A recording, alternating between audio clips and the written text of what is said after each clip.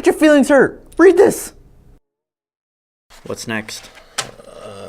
What's next? We just gotta get through them, dude. Okay. I know I've seen millions. Let's get through them.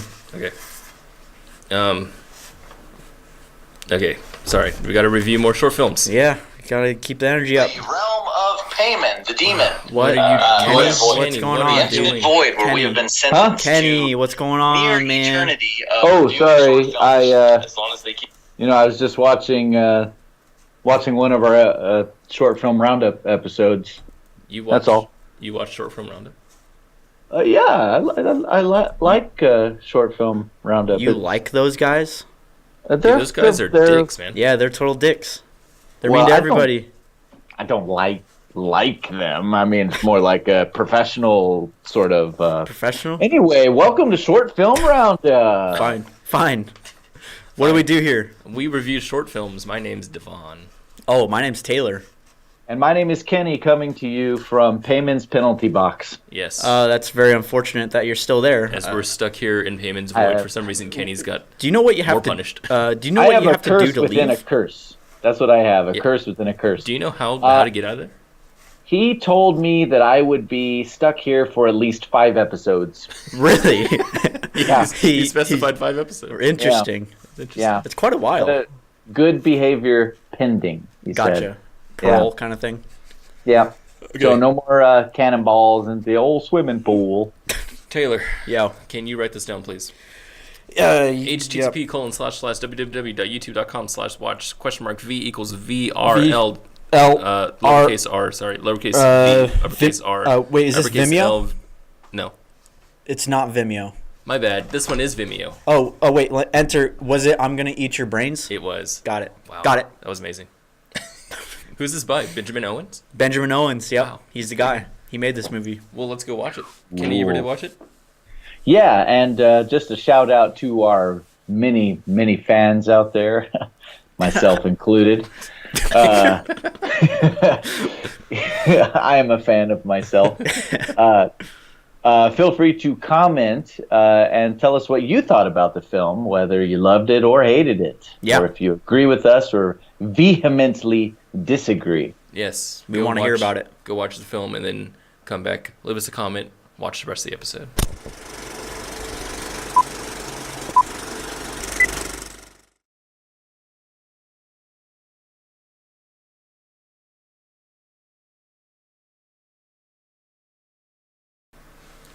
And we have returned. Eppin. Okay, so let's get on to this movie, Mr. Taylor. Yo. Tell me what this was about. What this was about? Well, one, I love this idea. Like, this idea. We've had a few zombie movies in the past that I've sort of established that I don't particularly like zombie movies. But I liked this movie a lot when it comes down to it because it wasn't about zombies? It wasn't really about zombies, and it was an interesting take on the situation. This idea where this guy knows he's going to become a zombie and, like, and he knows that his partner here is doomed also, and he's trying to pressure her into letting him eat her brains because he should be the one who does it. That's right. Which is hilarious. It's actually, yeah, I was laughing so much throughout this whole thing. Yeah. I loved the just blatant analogy. Yes. The whole thing. I really, really did like that. Yeah. So the analogy being that this is rape culture. Rape. Yeah. Right. Which is kind of edgy. Oh. Are we allowed to talk about that? Wait. This is about rape? Hold on. Let me just clear it. With YouTube, will they allow us to talk about? Rape is on the table. Jeez, dude. Oh my gosh. All right. So this is the episode where we make rape jokes. Okay. Cool. I guess it wouldn't be the first time.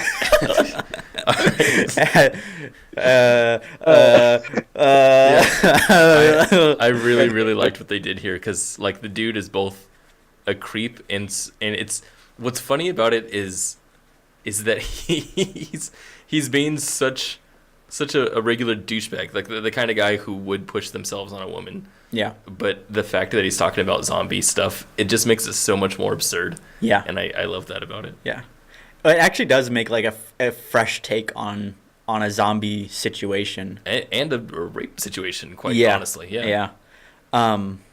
Fresh take on rape. Fresh take on rape. Also, I thought the movie's okay. Her acting here. Her acting is terrible. I'm sorry. Yeah. Her acting's completely terrible. Yeah, she's probably the weakest. Really bad. Weakest link here. Can I just ask, is this boiler room like the rape dungeon of wherever this place takes place? I mean, there's a mattress on the ground already. I really liked that. I really liked that there was a mattress on the ground because I assumed there in the beginning that it's kind of a safe haven. The place that they have to go back to when the zombies are coming. Feels like they're in the boiler room of a school. Yeah. He's wearing like a school Letterman jacket, and she's got like a, this skirt and blouse thing. Just reminds me of like a high school student from like High School Musical. Yeah, absolutely. I think the parallels in here are amazing. I really did like that. I thought it was weird how she's reaching into darkness here. Like I don't know. The shot is too dark, you mean? Yeah, I don't know what she's reaching for, and I didn't know why she got up on the chair to go there. If there was something there, and they blocked it out so you couldn't see it, and then they had the actor say what was there because it's not really what was there. What did he say it was? He said that exit out to the street has been paved over. Yeah, you can't go that way. Oh. Which is what you do when the thing you want to shoot isn't actually there. You have an actor say it's there. There's the microphone. Oh yeah. Oh, yeah. Look at that. Okay, I was wondering what that was. Microphone. Unless he has like diabetes and that's his insulin pump. Could be an insulin pump. It's funny because the movie sounds like it was ADR almost the whole time. The sound was very crisp. Yeah. Yeah. And this scene was the weirdest part of the movie. Yeah. I feel like it looks like she's happy. Well, no, see, it looks like she's laughing.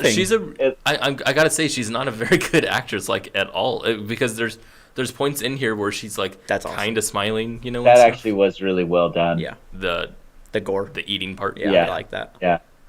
Yeah, but there was parts, where she's just straight up kind of smiling, and then she goes back to serious. Yeah. Yeah. No, it felt like they were going for like I almost thought she was going to just embrace this thing. And eat my brains. Yeah, I don't think that's what they were going for.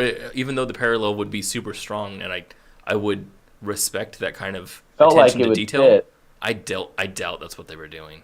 Yeah. I mean, there's a ton of super tropey love scenes from older movies where they start very much out like what we would call a rape today, but was just a man being manly in these old movies. Yeah. And then slap some sense into the girl, and then Cary Grant. Yeah. Cary Grant slapping his woman 3 or 4 times, and then she wants to make out with him. Yeah. Even that scene in Blade Runner, the first one, with Deckard, and that was weird. Totally. Yeah. I don't think though that she was directed to smile. Yeah, that's what I felt weird about that. Yeah. So I was wondering what was going on there. Yeah, but if you weren't directing her to smile, why wouldn't you just do another take? So there's a couple reasons. I think the first reason is that I think the director thought it was serendipitous, and they thought, oh, she looked like she was kind of smiling. That could be a metaphor for when girls, maybe they think they're kind of smiling during these parts, but maybe they're afraid also, like in a rape situation.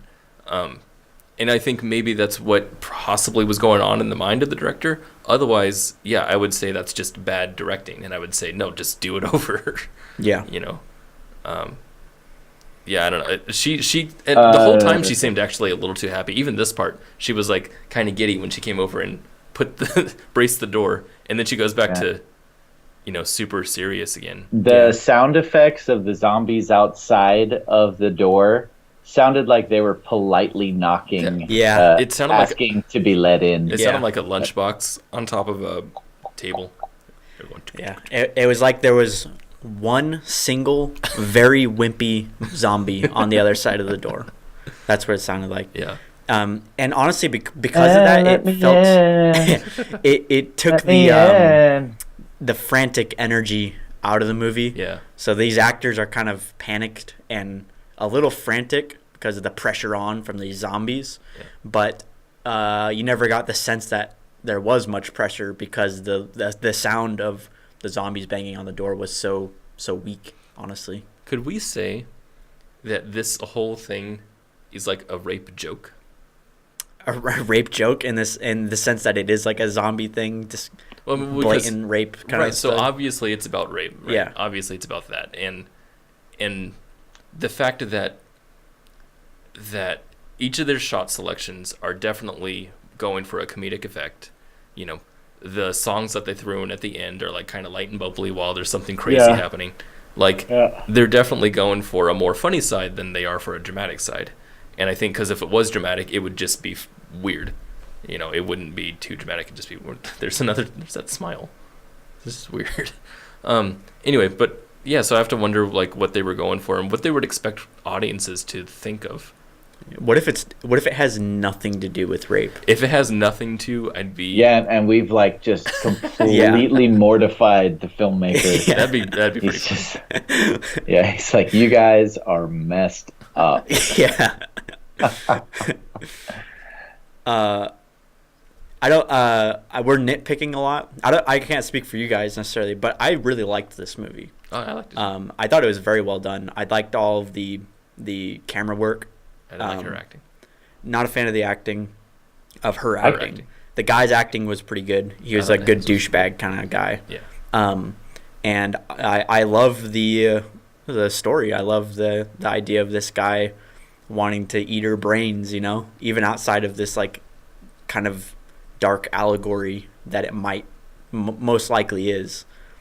If you take it for what it is as a zombie thing, and him like being kind of a jerk and being like, there's no chance for you, so just let me eat your brains. Yeah. Like, that's a cool idea. Yeah. And him lying about his wound and stuff, and then getting her trapped in there and all that, and setting up the right circumstances for him to want to eat her brains. There's way too many details here for it to not be an allegory. Yeah. You know? Yeah. That's where it does get tricky, because I think it is an allegory. A lot of the dialogue he has makes me think it's an allegory. I'm just gonna go. I feel like I can't say this because it's YouTube, and I feel like I can't speak about rape on YouTube. But I'm going to anyway, and take this a little bit deeper and darker. I think specifically that the allegory might be about, like taking her virginity, because of how he speaks on the other zombies. Yeah. And he was like, don't let the other zombies do it. I should be the one to do it. Yeah. You know, be the first one. Very much like the this is our last day on earth. You don't want to die a virgin. Yeah. Kind of thing. Yeah. We've heard a million times. Yeah. Yeah. And then his entitlement for that, being like, I need to be the one for that, kind of made me think a lot about that. And I was like, I thought the tone was kind of odd. The tone is my main objection to this film. Yeah. I can't quite get to where I would say I like this movie, and it was hard for me to decide why, but I think it's the tone specifically. It's that it never quite, and I think it's really hard to establish a tone when you're mixing like genres and concepts, and you're layering on allegory and humor and dark humor. Yeah. You know, if you're simultaneously trying to be absurd, disturbing, and funny, then establishing your tone is going to be a challenge. Yeah. And that was the challenge here. There were moments where I genuinely felt like the guy was going to burst into song.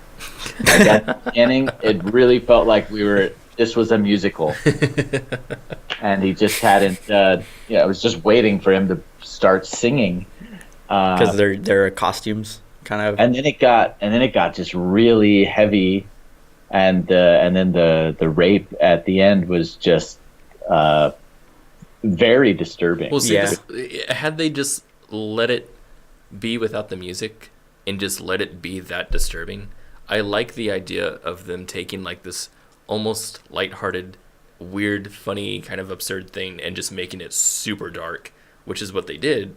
But they kind of lifted it here and there, you know, where she's kind of running away, but she's not, because she's like hopping on top of chairs and stuff, and it doesn't look like she's really trying to get away. And it's like I thought that kind of stuff was kind of light and bubbly, and then it took the edge off. And I think maybe what happened is that I think whoever was editing the movie saw that it was super, super, super dark, and like, okay, we can't have it like that. You know, I think that's what was happening. But I think the thing that still gets to me the most is her acting, and it's weird because we see this a lot with beginning actors or anyone who's just like a friend who's not really an actor, is they'll come in and they'll laugh at things while they're doing the action. Like what was that movie, the one with the Vikings, the Viking helmet? Right. Yeah. Yeah. So in there was a scene where we had the girl kind of like smiling and at the same time like horrified, right? And it's like, okay, well, the director then needs to say, let's cut that out. But here, I was gonna say that it does appear that at least today she's not acting very well. Yeah. But that also could be a big failure on the director's part. Right. Right. In the sense of I've seen very, very good actors laugh during their performance. Yeah. Especially if they're doing something absurd. Well, right, but it's the director's decision to say, let's do it again. I've seen directors take obviously bad takes and not redo it because they didn't have the they were nervous about saying let's do it again because it was like I've seen that many times, an awkward scene or something. This definitely doesn't seem like someone who would do that kind of thing. This looks like a confident filmmaker. Yeah, you know. Yeah, that's I'm just giving. An example. but I understand. But it depends about how you feel about the people that you're working with. Like, for example, if an actress is extremely uncomfortable about being in a rape-like scene with a person on top of them, and if she's been nervous about it all day, you might not be the guy who says, one more time. Yeah, maybe. That's just, it's a possibility. It doesn't necessarily mean it's true. I've seen it. I've seen that happen. Yeah, I've seen similar. But the movie is like, it's well produced. The movie looks good. Yeah, you know, it's a cool really location. Yeah. I think it's a pretty great. Like, I could see this going really bad, you know, for someone who's not a very talented filmmaker. Yeah, that's true. Like, this movie could have easily been done very poorly. Yeah, but it wasn't. It's quite good. Yeah, it was done quite well. It's a funny idea. It's interesting that it's adapted from a short story. That is interesting. I think that's why it's so that kind of idea is so strong, because in a short story, you know, it's just writing, you know, and you have to have something interesting written. I mean, unless it's a bad short story, but, you know, part of the hard work of figuring out a story is kind of done for you. Not to take any credit away from the film itself. Yeah. Because producing it and directing it and adapting a short story to screenplay format is still a whole undertaking. That's actually really interesting that you bring that up, because that makes me think then, like, maybe a bad filmmaker. I'm not saying this is a bad filmmaking. Please hear me out. I'm not saying this is bad. But you could say that a bad filmmaker could make something like an adaptation of that short story still really good just by letting them say the lines. Right. Just if you're going to go 1-to-1, you know. Yeah. Because I could see that happening. Is that they say, okay, just 1-to-1, just say these lines, you know, we'll cut every now and then, and the other person doesn't have to say anything. Yeah. And then in that respect, it actually makes sense that the other actor isn't good, you know. So that could make more sense. It makes sense if you're bad. Come on, D. Come on, D. I gotta do him like that. I'm not doing that. No, D's just. I'm just jealous. I'm just jealous. Is the thing. You do make a good point though, because, well, what I think is, I think it makes it potentially easier for the writing, in the sense that you don't have to come up with the idea, and you can take the writing and not copy paste it, but you can take the scene and, you know, write it out and choose the shots and stuff fairly well informed based on another writer's work. But then the direction and the producing and all that is still takes a lot of, you know, effort. And I think there's clear talent in the way that it was directed and produced. That's awesome. I love that. So well done. Yeah. It is quite disturbing. D.D. Chapman. I don't know. I love that font. It's really good. All right, questions. How long did this film take to make? Yeah. How big was your crew? Was your inspiration just reading the book and saying, I got to make this? Or was there other kind of motivation? Short story, not a book. Short book story. Short book story. Oh, Alex 404 Crawford. Hey, now that guy knows what's up. He's sticking out in the credits. Wow, that's a lot of credits. Pretty big. There's your question. It was just answered. I guess so, Pete. yeah, jeez. How did you go about adapting this? In the sense that, like, were you in contact with the author? How did you gain permission to do this? Or did you just go and do it without permission? Or, so that whole side of it. Do you know the author? And also, what was your process for adapting it in the sense of, like, screenplay? I've never read the short story, but, like, how close is your version of this film to what the short story is like? Is it pretty similar? Did you take some liberties for the sake of filmmaking? You know, movies are always different than books. So I'm interested in hearing about that. And my big question is, can you please speak to the whole rape question? Yeah. Because this, to us, all immediately saw some kind of rape allegory. I'm assuming we were right. And if so, what are you trying to say? Well, would it be the about- author that's trying to say that? Well, no, it's both. It's absolutely both, because why would you adapt it unless you had something to say about it yourself? And the author worked with them in making the film. The author was a producer of the movie. That So- answers parts of my question. Oh, okay, well, I didn't Yeah. know that, yeah. Yeah, so they knew each other. So what are you trying? If it's an allegory about rape, what is the statement you're hoping to make about rape, or is it merely just meant to be a joke, where rape is the subject matter? All right. All right. Cool. Thank you. Well, Thank you for submitting your film. Thank you for submitting this cool movie. This was awesome, yeah. We have a few more of your films that we're going to do in the future. So there's that. There is that. And you, too, could be the subject of our, this. Yeah, if you wanted to submit one of your films, you can do that in the description. There's a link. You can fill out a form. Just type up your stuff. Send it to us. It'll appear on our scroll here. Once you send it to us, it'll appear on our list of films that we have to do because Payman cursed us to do them. But we actually do kind of enjoy doing it. So Payman's kind of an idiot. It's not that bad. It's not really a punishment. Yeah. Payman for is just when, dumb. You know, except for Kenny.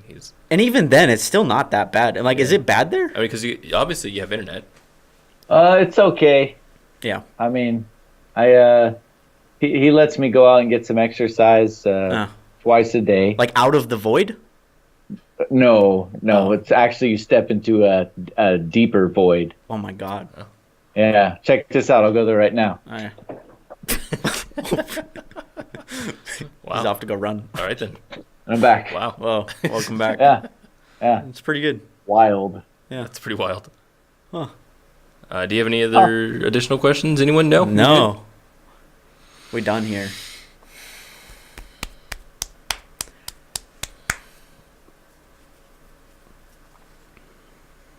Your mohawk is like a shark fin.